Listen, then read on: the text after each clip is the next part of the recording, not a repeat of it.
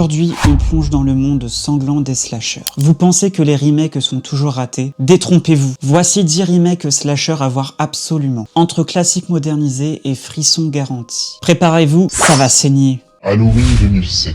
Le remake brutal et sombre du classique de 1978 de John Carpenter, Rob Zombie apporte une origine beaucoup plus détaillée à Michael Myers. Et un style visuel ultra crade, qui ne laisse personne indifférent. Vendredi 13 2009. Ce reboot se combine les deux premiers volets de la saga. Jason Voorhees revient avec des effets modernes et un rythme intense. Parfait pour ceux qui aiment les tueurs masqués et les cris dans la nuit. Massacre à la tronçonneuse 2003.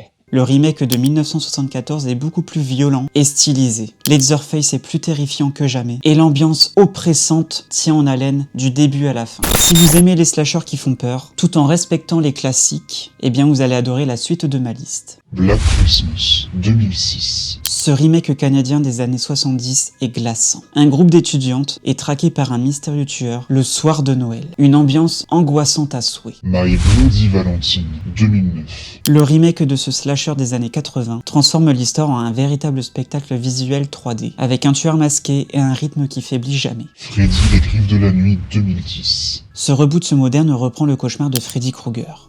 Les rêves deviennent encore plus terrifiants grâce aux effets spéciaux modernes, et à un scénario plus sombre et viscéral.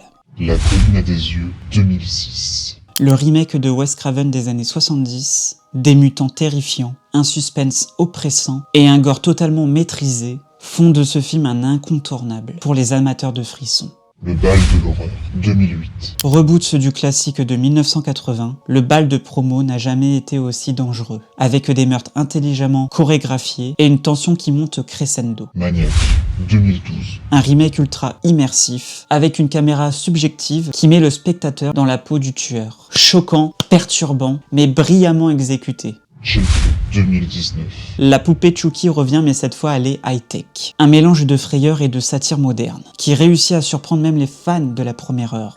Mention spéciale pour La Maison de Cire. Bien que le film ne figure pas dans la liste, j'aime vraiment ce remake aussi, donc je vous le conseille. Voilà, c'était 10 films remake slasher à voir absolument. Ces films devraient figurer dans votre marathon d'horreur. Dites-moi en commentaire lequel vous avez déjà vu et lequel vous avez envie de découvrir. Et n'oubliez pas de liker la vidéo et de vous abonner pour plus de contenu horrifique. Salut tout le monde!